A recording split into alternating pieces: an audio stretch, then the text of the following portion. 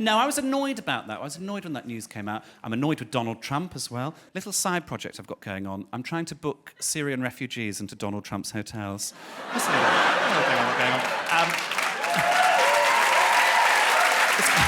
It's going okay. It's going okay. I was annoyed when Fox News said that we're 100% Muslim, because there's a subtext to that. When they say we're 100% Muslim, what they're saying there is that we should be worried about that. There's something terrifying, frightening about Muslims. I think we've got a problem. I think we're using the word Muslim far too quickly to describe people doing atrocities when they don't represent Muslims any more than I do. And I think we should be using a more accurate word for those people, which I'm going to argue is knobhead. There'd be levels of knobhead. You'd have a moderate knobhead, all the way up to fundamental knobhead. And if we all did it, the news would have to catch up. They'd have to go, today, 2 knobheads bombed a car. They'd have to do it if we all did it. And it wouldn't necessarily be to do with just terrorist activity. Any knobheady activity would get the knobhead word. I've thought of some. People that wear a festival wristband after a festival.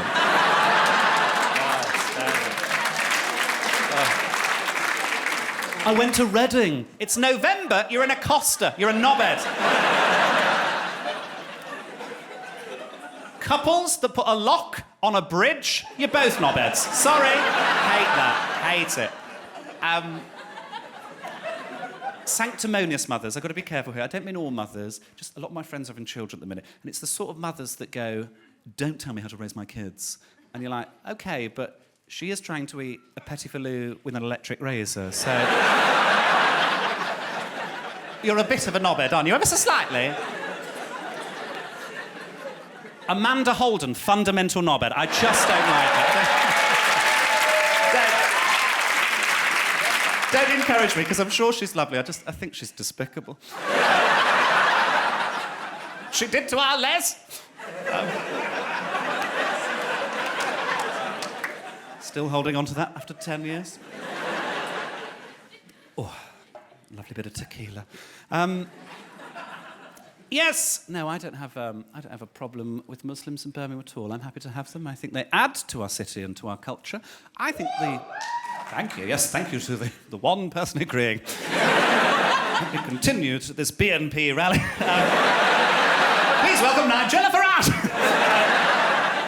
What was I talking about? It wasn't that long ago, was it? Muslims, yes. I just hate Muslims. Oh, what was I saying? Sorry. What's my political opinion again? Yes, no, I'm happy to have them in Birmingham. I think a big problem we have in Birmingham, it's happening everywhere actually at the minute. We have a lot of artisan coffee shops full of Chiantis. I've started putting the letter Y into swear words. I don't know why, it just makes me happy. Let's get fiacked up, it just makes me happy. I don't know why. You know the sort of places I'm on about. Shoreditch, full of them. Sort of places, they've got like distressed wood, that kind of thing. And they'll serve flat whites, that's the drink. They'll often say things like, we support local artists. And you know that, because the art on the wall is shit. There's dozens in Birmingham now, dozens. They're all shit. There's one I quite like. It's called York's Cafe Bakery. And they do an avocado and feta smash.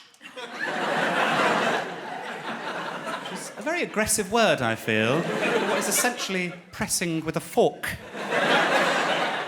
Avocado and feta smash! And for £1, I think it is, £1.50 extra, you can get a poached egg on top. Lovely way to start the day. I went in recently, I said to the girl, I said, I'd like the avocado and feta smash, please, with the poached egg. And she went, oh, we don't do the egg anymore. And I said, why is that? And she went, the kitchen was struggling to cope.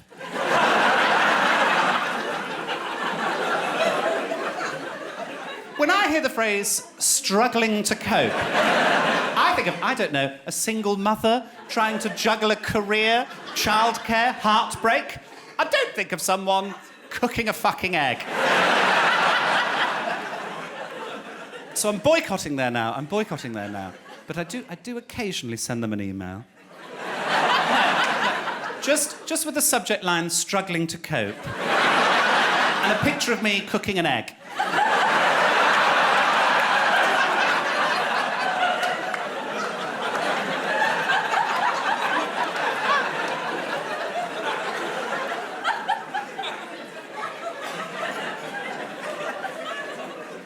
It took me ages to get that picture right. I did like 40 on my phone. Ridiculous.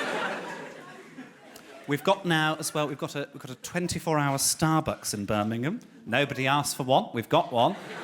The staff at 4 a.m, genetically closer to a moth. I went in at 4 a.m. It's only the once. I came back late from a show. I thought, I'll treat myself. I'll have a hot chocolate. Guy behind the counter obviously couldn't cope with daylight or anything. He was like, can I take a name? And I said, yeah, it's Joe. Can I ask why? He went, just in case the order gets confused. I looked around an empty Starbucks. I shuffled along to the service counter. Took him ages to make it. And then he went, hot chocolate for John. So to make a point, I just waited. Well, John will be here in a minute, won't he? Oh, he loves a hot chocolate, our John.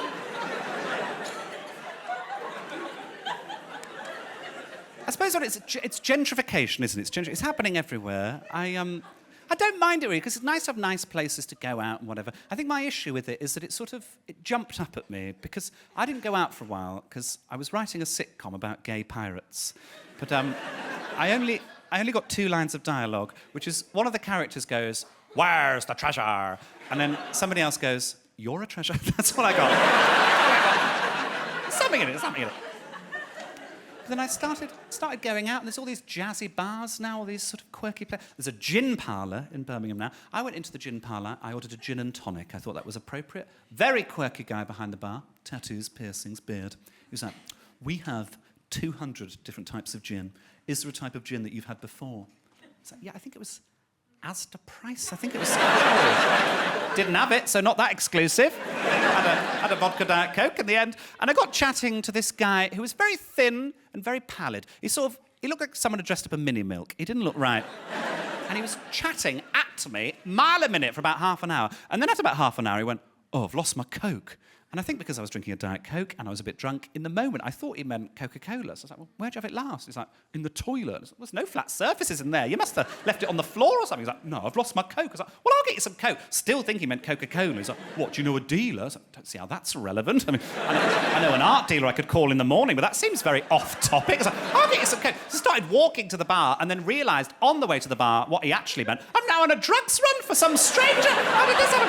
And I don't take drugs. I've no idea how you procure drugs. I know you can order them online now, which I find absolutely hysterical as an idea, that they can go, sorry you were out. We left 50 kilograms of smack with your neighbour.